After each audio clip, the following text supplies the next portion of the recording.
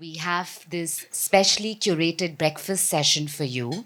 And the session is a bridge between continents, development, adaptation, and food security. In this session, I will first do a bit of context setting and then, of course, invite our panel to step up to the stage.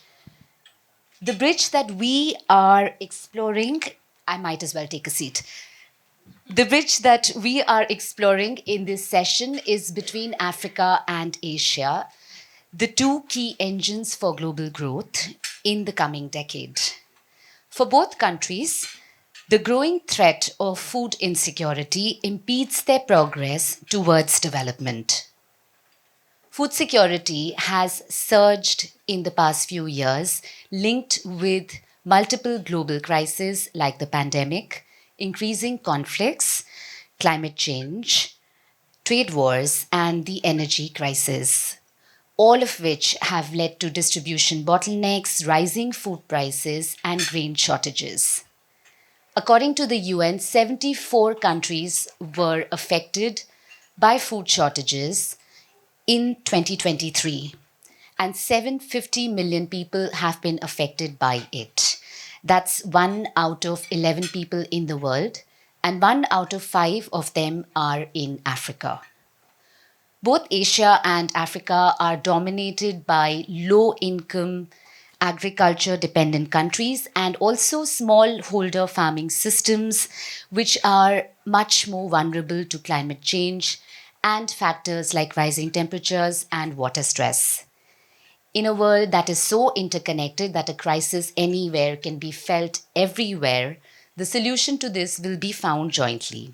So, how can Asia and Africa work together to mitigate the climate crisis and improve on food security?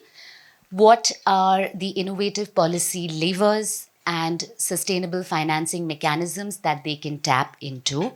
And also, what will be the role of connectivity and trade to increase food hubs in both countries to build on food resilience? These are some of the questions that we will be exploring in this discussion. And to first set the context for this, I'm going to invite our first speaker, who is going to be the scene setter. Jaideep Mazumdar is Secretary East, Ministry of External Affairs, India.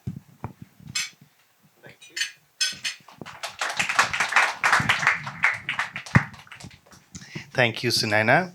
A very good morning to you all, and I must say I'm delighted to be here, to be given the privilege of scene setting amidst such a galaxy of personalities who comprise your panel, as well as the distinguished audience and the very many young, bright people that I see all around me and which I had the privilege of interacting with briefly. At the best of times, food security is fragile in many parts of Asia and Africa. But exactly how fragile it is was brought home by the conflict in Ukraine, when the world scampered to build a grain corridor to prevent imminent famine in large parts of Africa and West Asia.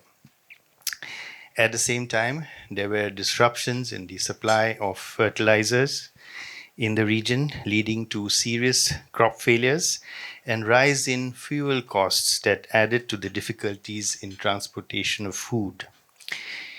This was, of course, a time of war, and nothing like war to arouse the world's attention to conflict and its consequences. War is noisy and generates plenty of airwaves and tweets. But hunger is a silent killer that affects millions and yet these days hardly receives any attention. Even before the war, it was estimated that 868 million people in Africa experienced food insecurity, and 342 million suffered from severe food insecurity. In India today, while extreme poverty has been largely eradicated, the government provides food grain support to 800 million people. The overview for this session states that the Asian and African continents are the two greatest hopes for global growth in the coming decade. These two continents have by far the youngest populations, consequently, the fastest growing numbers of mouths to feed. At the same time, they are some of the most vulnerable on the planet, vulnerable to climate disruptions and consequently of crises in agriculture and food shortages. Malnutrition implies that the young populations will never live up to their potential. The so called demographic dividend will remain stillborn. Not only in Africa, but even in Southeast Asia, crop failures, perhaps on account of climate change, have seriously threatened food security. Rice growing and consuming countries like the Philippines, Indonesia, and Malaysia last year turned to India to meet their requirements. We need to address this with both tradition and technology. In India, a few years ago, the Prime Minister, Sri Narendra Modi, started a campaign for the promotion of millets. There were many who at first thought this a chaotic idea, but there was a profound message behind it. Before commercially grown rice, wheat, and corn took over the world, much of these regions depended on various kinds of millets for their staple. They are far more nutritious, very hardy in terms of climate resilience, as well as pest resistant, and can be grown in areas where it is not possible to grow rice, wheat, and corn. Millets were dying because of the lack of an ecosystem for their nurturing, processing, and consumption. To create awareness of the importance that millets can play in food security, the United Nations, at India's behest, declared 2023 as the year of millets. But much of this potential still remains untapped. Turning to technology, digital public infrastructure in India is making it possible to reach the farmer in the most remote corner of the country with technology, finance, and information. These are open source platforms that are readily replicable elsewhere. In fact, our embassies throughout the region are promoting the adoption of such platforms. Food irradiation that extends the shelf life of food products for months is also something that is being adopted in India in a big way. There will, of course, be food surplus and food deficit areas. That is why, for example, Singapore and the UAE are investing in food parks in India for their own requirements. India and the UAE are setting up a $2 billion food corridor to cater to the UAE market and beyond. Several countries are investing in commercial agriculture in Africa. It is important that this contributes to the food security for the people of that continent. Conflicts in many parts of Asia and Africa are a direct contributor to the lack of food security. Hence, infrastructure and connectivity plays a very important role. India is using the Chabahar port, being regularly supplying tens of thousands of tons of food grains from India to Afghanistan. A month ago, the Indian Ocean Conference in Muscat was attended by 26 ministers from the littoral states of the Indian Ocean. There was unanimity there that in these unpredictable times, we need to promote trade and engagement within the region, covering both Asia and Africa. In keeping with Kala Chakra, we have come full circle. From the Afro-Asian solidarity dreamt about 7 decades ago, Afro-Asian growth is the hope of the world. On that note, I will cede this space to the distinguished panel. Thank you for your attention. Welcome to our speakers, and thank you for joining us from all different parts of the world where this has now become a pressing issue. And I do think that it is interesting that we're having this conversation over food. And the food on your plate, in fact, has become more and more difficult to procure. And that really is what we will be discussing. Let me begin right away with you, Sarah. We have less than about less than 50 minutes for this discussion, and we will be opening it up to the audience at the end for Q&A. So please do bring in your questions later. But Sarah, to begin with you, and the question really... Sarah or this Sarah? Oh, Sarah. This Sarah. So, climate change, along with non climate stressors like population growth and also conflicts in the African continent, are wreaking havoc on food security. And of course, Agenda 2063 talks about food security and makes commitments towards eradicating food insecurity. So, what innovative strategies do you think the African continent could look at for mobilizing resources and also for finding financing to tackle this crisis? And also, do you think Africa and Asia could work together on this? Okay, thank you very much, and good morning to every one of us here in the hall. A very good question and an important panel. And if I take my lead from your last question, I believe that creating synergies and networking is the only way we can move on with sustainable development because of the need for us to learn lessons from others. Now, how can Asia and Africa work together? Agenda 2063 that you mentioned is the vision, is equivalent to the SDG 30 that we have. Is the vision of an integrated, prosperous, and peaceful Africa, driven by its own competent and skilled citizens able to play in the world arena. Agenda 2063 has 7 aspirations and 20 goals. Those 7 aspirations parallel the SDG 17 goals. To strengthen economic ties between Africa and Asia, we must prioritize infrastructure development, enhance connectivity, and trade and innovation hubs. Agenda 2063 underscores the following. 1. Regional integration. Strengthening regional economic communities to facilitate seamless trade, investment, and economic cooperation.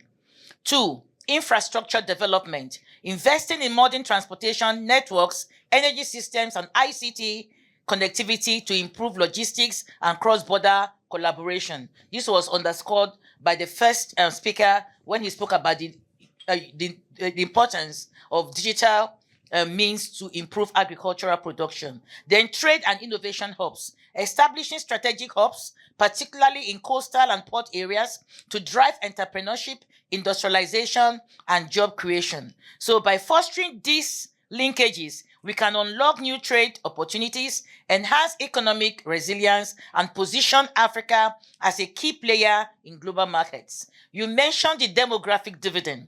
The demographic dividend is the 70% youth population that we have in Africa. And it is very important that we build on their capacities, skilling and reskilling, upscaling them to become part and parcel of the vision of Agenda 2063. Now, in Africa, we have a proverb. You cannot tell a child that because he ate yesterday, there will be no food today. It cannot happen because the stomach will be singing songs like we normally say, hallelujah, hallelujah. Now, that's when the stomach is grumbling and making those noises. Eliminating food insecurity. Addressing food insecurity in Africa requires leveraging trade networks and innovation. Agenda 2063 emphasizes on sustainable agriculture. This is found in the Continental Strategy, the Science, Technology, Innovation Strategy for Africa that speaks on zero hunger. Now, and then you talk about encouraging climate-smart agricultural practices to enhance food security and resilience. Regional trade, strengthening intra-African and African-Asia trade partnerships to improve market access, food distributions, and economic stability. Innovation and technology, utilizing digital solutions, mechanization, and AI-driven analytics to optimize agricultural productivity and supply chain. By integrating these strategies, we can build a food secure future that is both resilient and economically sustainable. Now, how do we direct the financing? Financing has become a major problem within Africa because many of our leaders keep on saying there's no money, but I wonder what happens when each time they defend the budget in their various nationals, where they defend budgets every end of year. Now, Tasking climate change requires strategic financial collaboration. Key steps include mobilizing domestic resources, encouraging public-private partnerships and national funding mechanisms to support adaptation efforts, leveraging international partnerships, engaging with Asian and global financial institutions to assess climate finance, technology transfer, and technical expertise, learning from best practices, and domesticating it. Domesticating it to suit the African challenges. Investing in climate resilient infrastructure, prioritizing sustainable energy, water conservation, and disaster-resistant infrastructure to mitigate climate risk. If we do this, and by aligning financial flows with adaptation needs, we can enhance resilience and drive sustainable development across Africa. Now, strengthening international partnerships. To advance Africa's development agenda, we must cultivate strategic international alliances. Agenda 2063 highlights South-South cooperation, strengthening Africa-Asia partnership through platforms like the Asian African Cooperation Forum, engaging in global governance, actively participating in international global decision making, assessing international finance mechanisms, while we utilize funds such as the Green Climate Fund to support development and climate resilience projects. We discovered that these partnerships will not only enhance Africa's economic positioning, but also foster shared growth and climate sustainable development on a global scale. So, to address climate change and debt relief for vulnerable countries, they spoke a lot about this in different sessions yesterday. So, climate change disproportionately impacts vulnerable nations, necessitating urgent financial and structural interventions. What are the key priorities? A climate Marshall Plan is very important. I got this word, a climate Marshall Plan, from the session yesterday. So, then the Global North responsibility, advocating for developed nations to fulfill their climate commitments and finance adaptation, and a global South finance approach. Then the strategic solutions, multilateral agreements. I will not develop it because it seems that I'm running out We're of going to time. move to the second round and perhaps Okay. come to this. Okay. If we can now Okay. move to our next speaker. Thank you, Sarah, Thank for you. that intervention.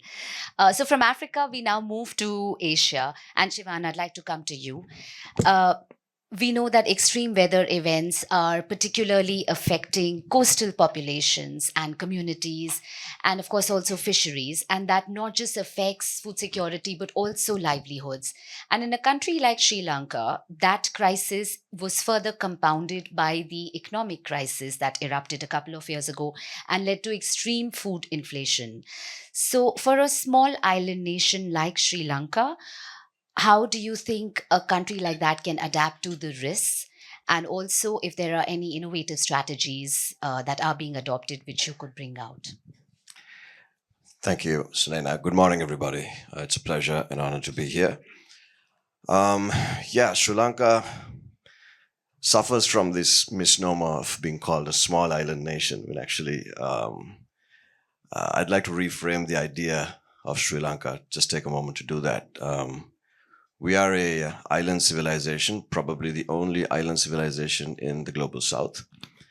And that essentially means that we've survived and thrived over millennia through a philosophy of sustainability. I think Secretary Mazumdar articulated PM Modi's millet movement.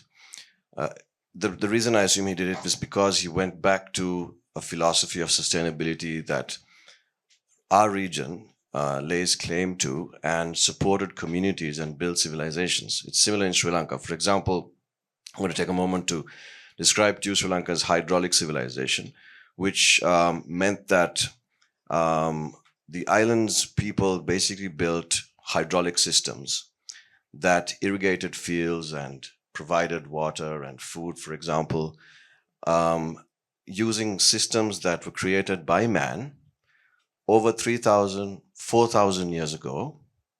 And the incredible thing is, it remains in the service of Sri Lankans to this day, making them the only man-made systems that were built in ancient times that continue to serve mankind to this day. They still irrigate fields.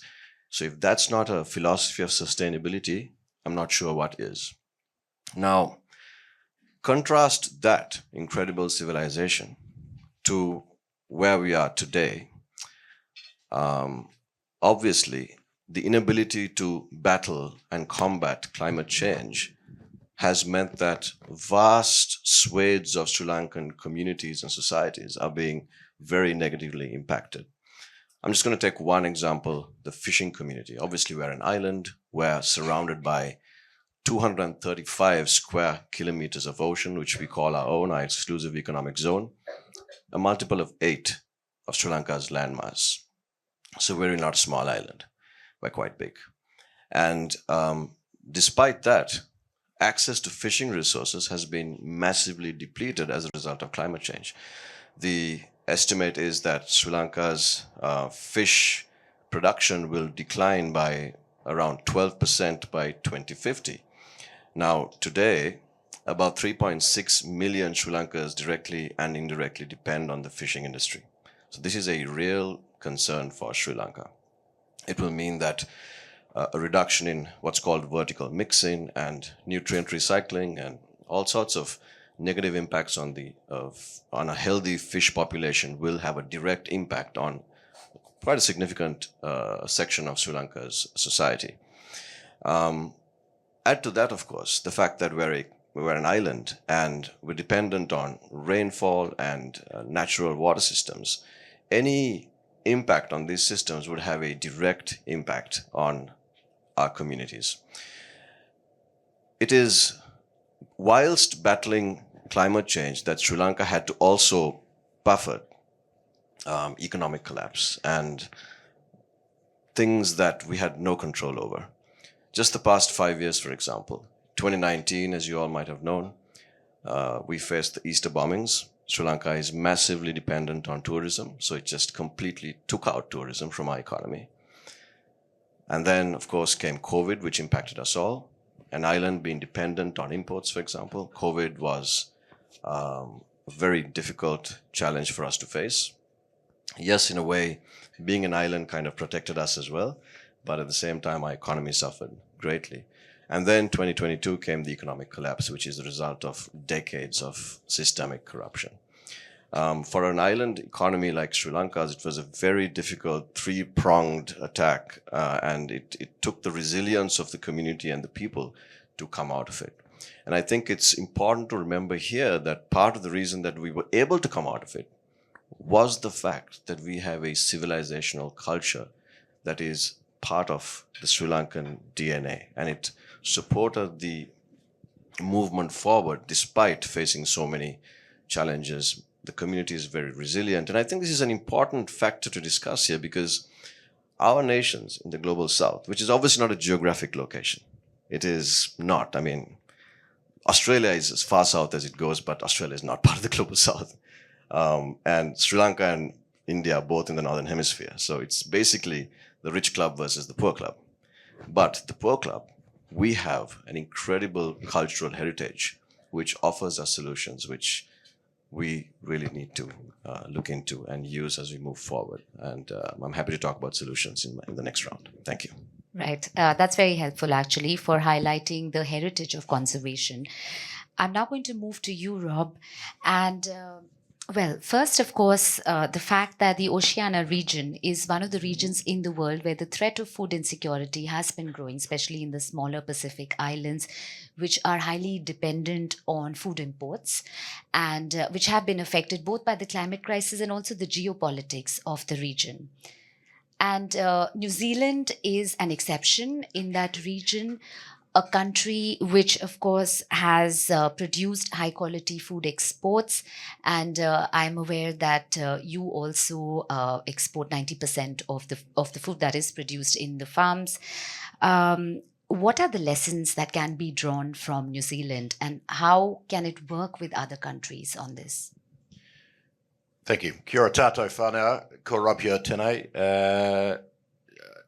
Normally, I'm a farmer in New Zealand, and my living is very much tied to everything you just said, Sunina. How do we operate in the global context and what do we mean in that market. We're a country of 5 million people. We feed about 40 or 50 million people sustainably. We're a long way from the market, and quite frankly, we produce food that people don't need to buy. You know, they want to buy it. They don't need to buy it. We don't have food insecurity in New Zealand, as you can see. We're okay, but we have a cost of operation problem. Our single biggest issue right now, like everybody else in the room, is climate change, closely followed by market access, and we can see the geopolitics that's going on at the moment around tariffs and whatever happens every morning when Donald Trump gets out of bed. We're all facing into that. And how do we duck and weave between America and China as our two biggest trading partners? And obviously, I'm here as part of our Prime Minister's trade delegation, which is happening concurrently to Raisina. And we are renegotiating, or opening up the renegotiation of the free trade agreement between New Zealand and New Zealand and India right now, which is a great move. What I want to focus on, I'm quite happy to come back to it, but I'll set the scene now. We are blessed with our climate in New Zealand. It's a little bit like Sri Lanka. We get a lot of rainfall. We grow grass very well. We farm sustainably. And we grow high quality protein. We're mostly a protein space. We don't proportionately do a lot of vegetables and grains. Other countries do that better than us. So we import grain into New Zealand. Well, we grow a lot, but we're a net importer.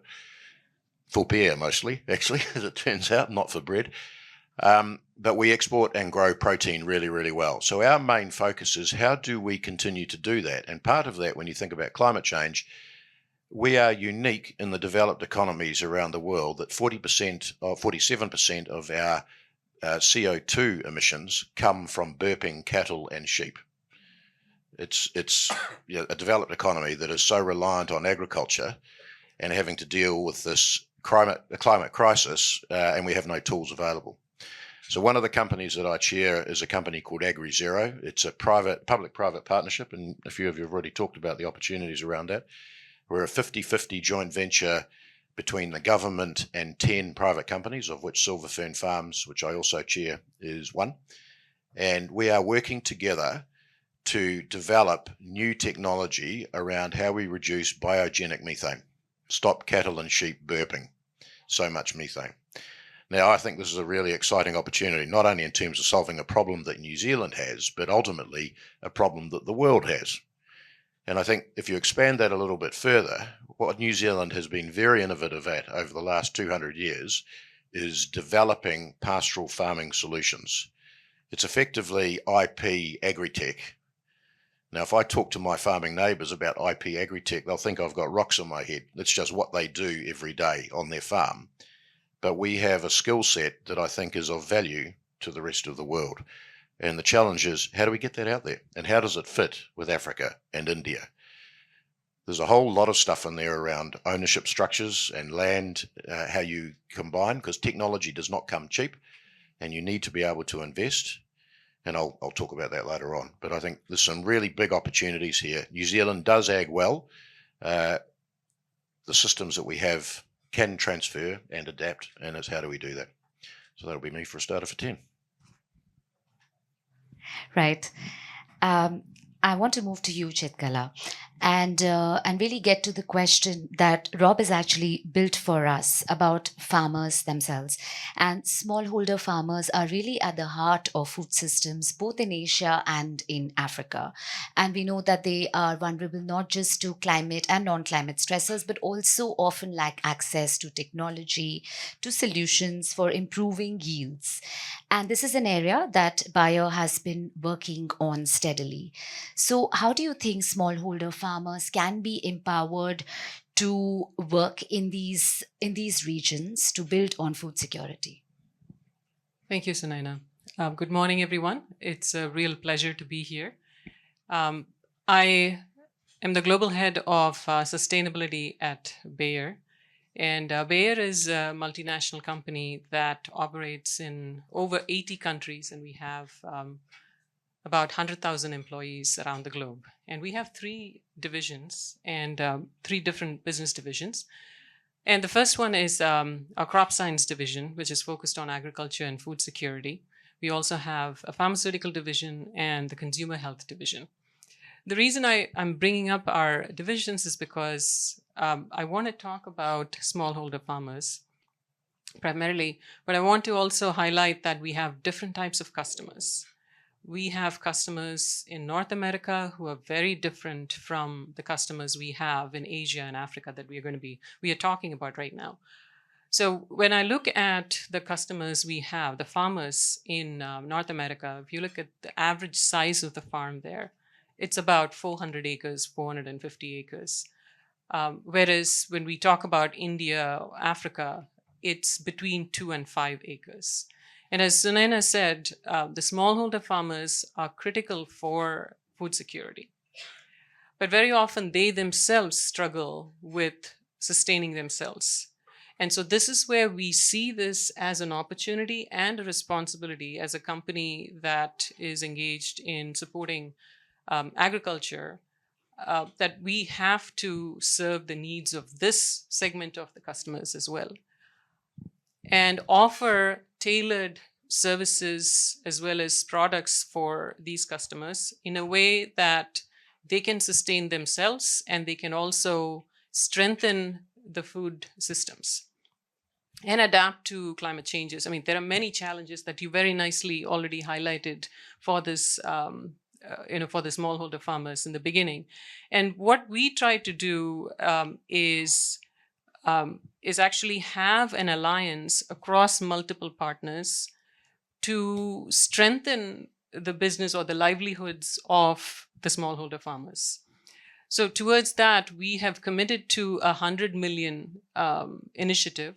That is, we are committed to helping 100 million smallholder farmers gain access to our products, as well as products that they need to have a profitable business themselves. So we call this our Better Life Farming Initiative. It's an alliance between Bayer and several other partners. The key partners are, we have the IFC, which is part of the World Bank. They provide financial support for the smallholder farmers. We also have other partners like Yara. They provide fertilizers. And we have also partners who provide support for drip irrigation. And this goes up to about 30 partners, depending on the location.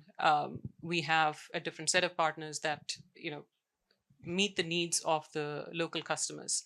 But we have very strong presence in India through the Bayer Better Life Farming Initiative.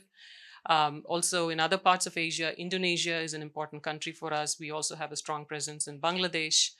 In Africa, we have the Better Life Farms in Tanzania, in Ivory Coast, and we also have an ambitious goal of being able to reach at least 700,000 farmers through this initiative.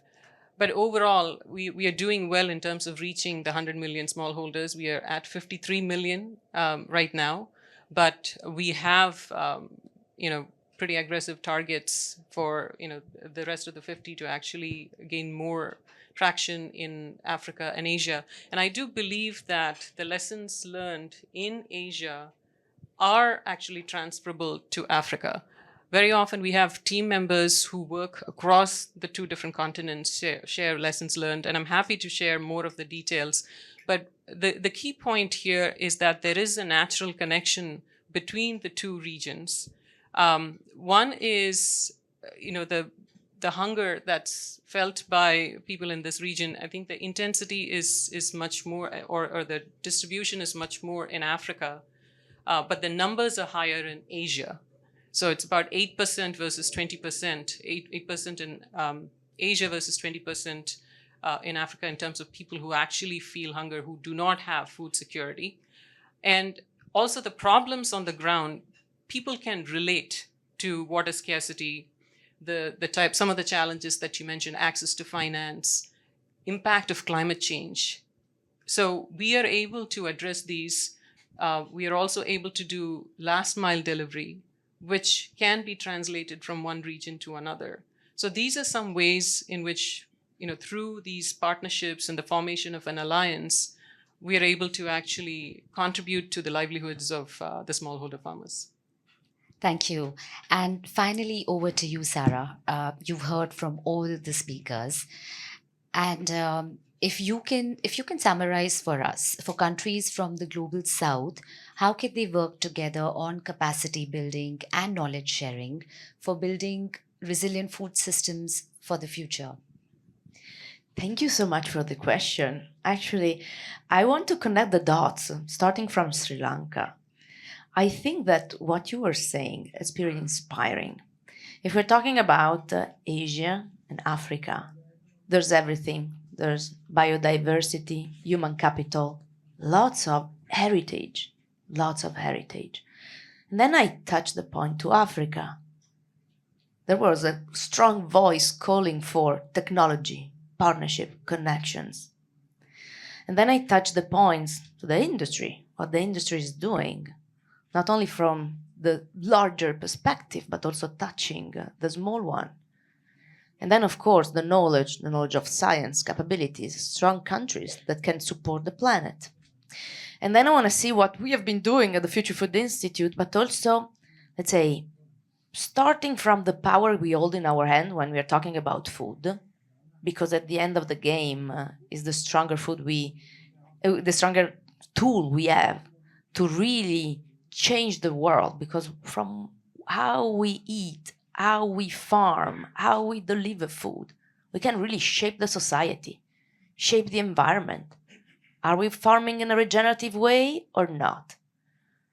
Are we providing food with a short mileage or not?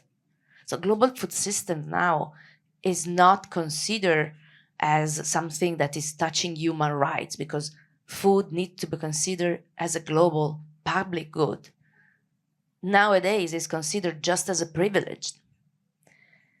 And since the beginning, since when FAO was established, how many decades have been passing? So FAO, AFAD, World Food Program, they have been established to solve this issue, but at the end, the issue has not been solved. And we have been thinking that it was their responsibility. So I want to wonder now, is it a global priority or not? Because if we consider how many billions and trillions are invested in other sectors, thinking about financing war, thinking about financing other things, I'm wondering, is it a priority or not? So in the last 10 months, I have been very honored to be appointed by the Kofi Annan Foundation and the Commission on Global Food Security. And we just released our report, and I invite you, if you want, to Google it and go on the Kofi Annan Foundation website. And it's been for me an incredible opportunity of learning, actually, because through this journey, we have been analyzing how the different countries have been approached this topic and what is needed, because we have everything. It's not a financial issue. It's not, say, a logistic issue. It's a mindset issue. It's a cultural issue. And again, we go back to culture. If we want to solve the problem, we need to break the silo. And we need to involve not only the one that we consider need to solve this problem, but to involve everyone, to involve schools, to involve UNESCO, for example, to involve all the other sectors, energy, health, to involve communities, and to implement a different approach to the topic.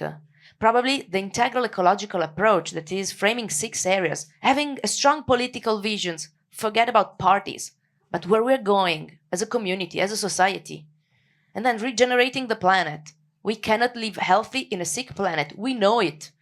Science is telling that. And then thinking about human health. Now we are running research that are connecting the quality of soil with mental health, fertility, breast milk, and longevity. And you see the connection. If you're eating food coming from a healthy soil, you are going to be healthy.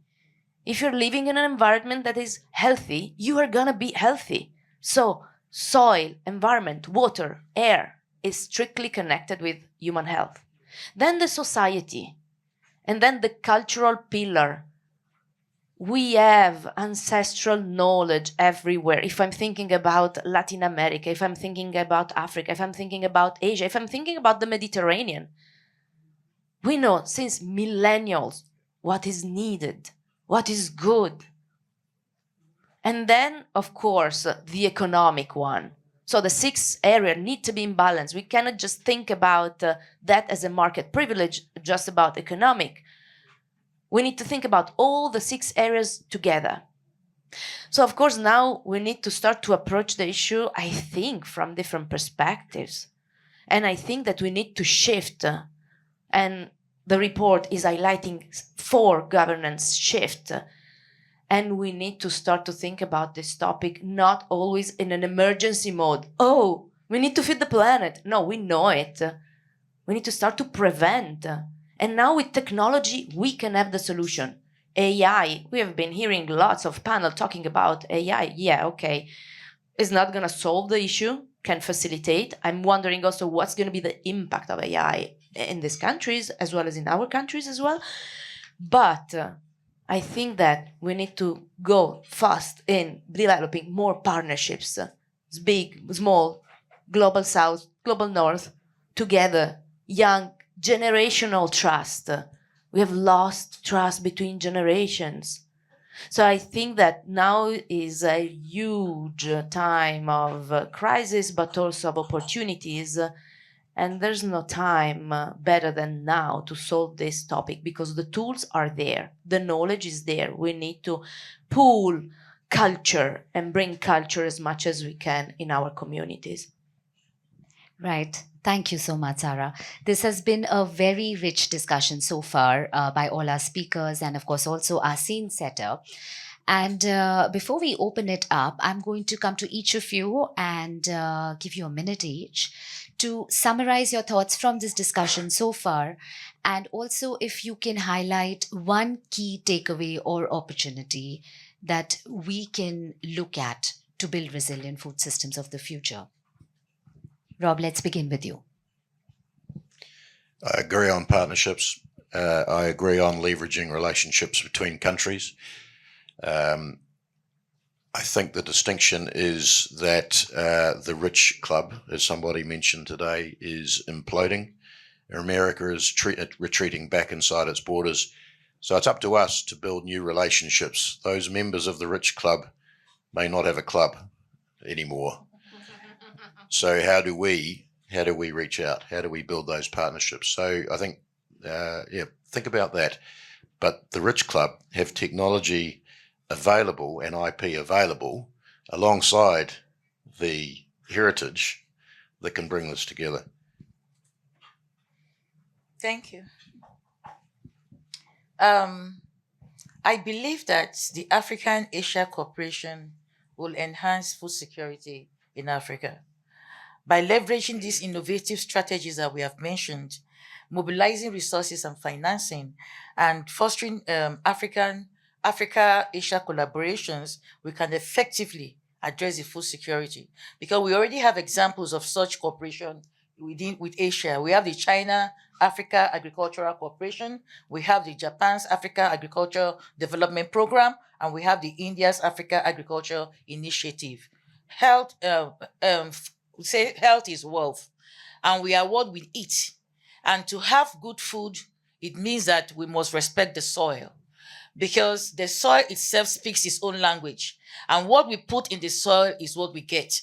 And if we do not mitigate climate change, if we do not mitigate the various conflicts that we have, then the farmers, particularly because when you speak about farmers, you mentioned smallholder farmers. They are 60% of agriculture in Africa is by these smallholder farmers. So we need those of us who are in leadership, those of us who are playing advocacy, we need to bring this advocacy down to the roots where the people who need it can have it. Those people who cannot have collaterals to go to the banks to get money for smart agriculture, for mechanization, the leaders have to be committed with that vision to bring it to them. And that is why the Asia-African cooperation can be a good lift for the African farmers. Thank you. I go? Okay. So, first thing, I think that we need to start to think about food as a currency that can help us to build sustainability, peace, and prosperity. So, food as a currency. Second, I think that all marginal areas needs to be considered high potential, high value areas. Whether there's people that wants to go on Mars and build another world there, I think that we still have huge, incredible human values, opportunities, resources that need to be unleashed and needs to be our ally because global food security is not an Asian or African issue, it's a global issue.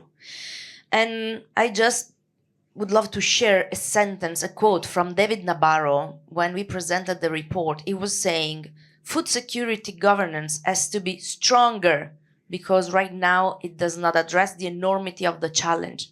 It has to be wider because it must encompass the relationship between agriculture, food, and other critical sectors. It must be higher, reaching the level of prime ministers, presidents, all the United Nations agencies, not the one just with the food in the name. And it must be smarter, able to anticipate and respond to the future crises before they escalate. So I leave you with that because I think that this is the vision I would love to implement in the next future. That was beautiful. Thank you. Our company has a theme, or it's a vision, and I think that resonates very well with the messages that we've heard from all of the speakers, which is about collaboration, cultural linkage, and also we are in India now, and it's the concept of Vasudhaiva Kutumbakam, the universal family. And our vision is health for all, hunger for none. So through our initiatives, especially what I mentioned, the Better Life Farming Initiative, that's what we want to achieve. And we want to achieve it in a way that it's not a charitable venture. This is actually a business venture for the farmers that are involved, because they become an agri-entrepreneur and they serve each person who is responsible for the Bayer Better Life Farming Center helps another 500 farmers by providing access to products, advisory services, and so on. So this person is empowered to become an entrepreneur. And that is actually a wonderful change that we want to see. And it also creates greater social connections as well.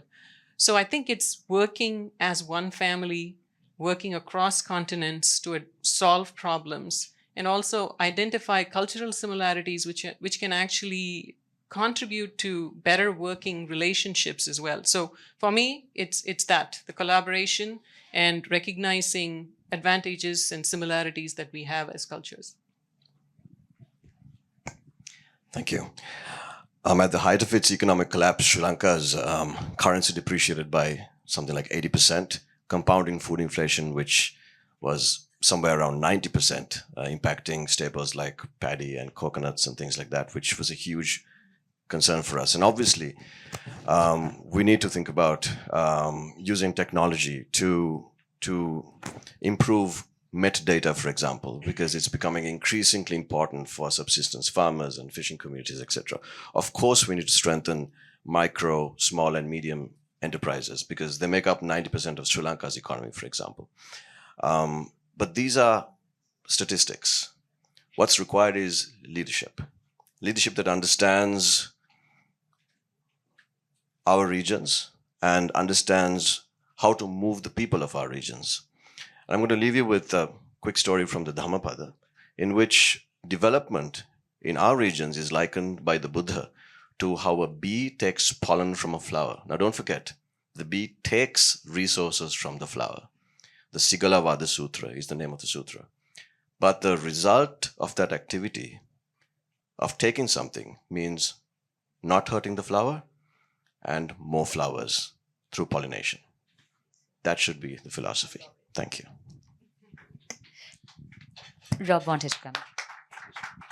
That's a lovely analogy, actually. I really like it. Just one comment. Everybody's been talking about small holdings here, and just one observation that I would make is that to get productivity development and enhancement, it takes investment in a number of things, and scale is really important. An example that I'll use in New Zealand versus India is apples. So I know the production here in New Zealand, in India, is around about 6 tons of apples per hectare, roughly, and many of them grown on these small holdings that you describe, most in fact. In New Zealand, a company I'm involved with, we do 120 tons per hectare of apples. It's a different apple. It's a genomic package. We've bred this thing for a specific reason, but fundamentally, it is 20x. Think about it. That requires investment in genomics. It requires investment in irrigation. It requires investment in growing systems, pack houses, export markets, or maybe just local supply chains. The observation that I make in a small holding environment, when you're focusing on feeding your family first, which is absolutely fundamental, I get it, that ability to invest is compromised. So my challenge for you, when you're thinking about how you do this, how do you bring those small landholders together with what Bayer is trying to do and expedite it? Because with scale comes benefit. I guess it's not that different from the flower and bee analogy that you've just described. It's a real challenge for us because as a landowner, you're giving up potentially something that you control for a bigger benefit, not only to you, but to your country. So that would be my challenge. How do you get scale to allow the investment to drive the productivity that you need? Thank you, everyone. We have time to take about 3 questions. Please raise your hands. Lots of hands going up, which is a great sign. I'm going to request you to keep the questions very brief. Keep them as questions, not as statements. And just briefly introduce yourself and your organization. Let's go with you first. Get a mic. And also directed to a specific panelist. Hello. So my question is directed to Sarah and Young Ma'am. So ma'am, I am Sampurna and I'm from Kolkata. Ma'am, considering the ongoing conflicts in the Horn of Africa, where countries lack digital infrastructure and are inadequately recognized as active conflict zones by United Nations, how can you ensure the effective mobilization of support for blockchain technologies in these regions? And if these measures are implemented without sufficient groundwork, will they be feasible in nature? Let's clap some questions. Right. Let's get one from this table and the lady at the back. Okay. I'm Shreya. I work for Deloitte India as a business consultant, and my question is towards Sarah Rovasi. Considering the rise of AI, could you please explain how it can help overcome food insecurity, and what is the roadmap to educate farmers about it? Right, and that one. Thank you so much for the opportunity. My name is Garima Agrawal. I'm a student of Regulatory Policy and Governance from Tata Institute of Social Sciences, Mumbai. My question is that as we are talking about food security and most importantly, nutritional security, do you think that food wastage can be a strong pillar in dealing with this? Like a lot of food is wasted all over the world, not just in India as per se. Do you think this can be a strong pillar in dealing with food security? Thank you so much. Is that directed at anyone? No, anyone who likes to answer for the panel. Great. So 2 questions on technology and 1 on food wastage. Sarah, you go first. You want to go first? I go first? We don't have too much time. Okay, very quickly. Probably the easiest answer is okay, we're going to have super smart farmers that are going to find every solution. But I strongly believe that now the opportunity of AI need to be grounded in the local knowledge, and we are working in some marginal areas really to feed AI with ancestral knowledge, talking dialects, and understanding the roots and the origins, and start to adapt to what is needed for this community in the kind of environment with the challenges precisely facing from this specific soil. This is the big challenge because AI give us the opportunity to adapt and welcome, but we need to be very, very careful on make sure that we are transferring and safeguarding the traditional knowledge, because if we're going to lose that, we're going to lose everything. And we at Future Food Institute, we started looking for innovation everywhere. Singapore, Shanghai, Tokyo, wow. And at the end, we understood that we wanted to have our campus where the Greek and Romans were establishing the first cities, where the Greek philosophers in our part of the world were first of all stating the fact that nature and humans need to be in balance. And so we are in the level of the Mediterranean diet, and we are managing the emblematic communities of UNESCO for Mediterranean diet, and we are starting building the future from there, with AI, technology, and everything. But let's not forget the essence and the values, because if not, we're going to lose everything. Time is up. So mitigating, I've seen it there. So mitigating the conflict in the Horn of Africa that's a very good question you've asked. Requires a multifaceted approach that addresses the root causes of the conflict, number one, promotes dialogue and cooperation, and supports sustainable development. Now, we need to have short-term measures, middle-term measures, and long-term measures. Under that short-term measures, we talk about humanitarian assistance, ceasefire agreements, and protection of civilians. And then dialogue and negotiation, economic development, etc., etc. But then it is very important to note that these conflicts will continue as long as the leaders themselves do not have a vision for ceasefire.